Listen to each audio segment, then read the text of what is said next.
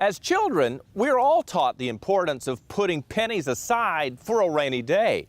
But when that rainy day finally arrived for Virginia Pullen, she says her pennies filled the pockets of a person who just wanted more.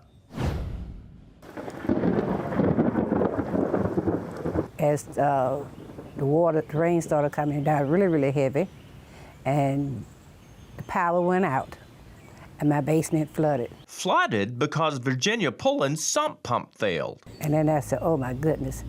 And the next day, early that morning, it just drained out back into the earth. She hired a contractor to waterproof her basement before the next downpour, but he said I would need someone to come in before they get here and remove my furniture in the basement away from the wall and have someone to come in here and cut out half of the wall so they can put the system in.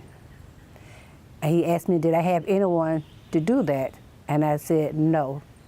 He said, well, I have someone that can do it for you. Feeling she could trust the recommendation, she hired that someone, sight unseen. And what started out as a demo job jumped into a full-blown tear-out, mold remediation, and remodel.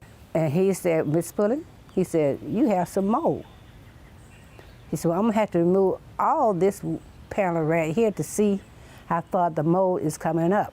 So after Ms. Pullen wrote him a check for more than $10,000, he did remove the paneling and treat the mold in the area of the basement where the water was seeping in. But that was only the beginning. The water was leaking here from the front porch. And he said, we got to tear all this out to see where it's coming from. Ms. Pullen agreed to do that, too. He said, I'll come back again, and I have my crew with me, and we're gonna finish everything up and be through with it within 3 days.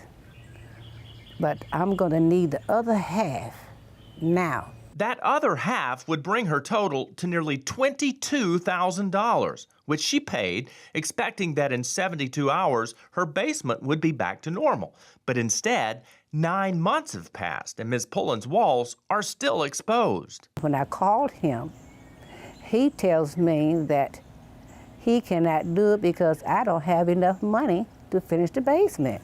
How do you feel about how you've been dealt with?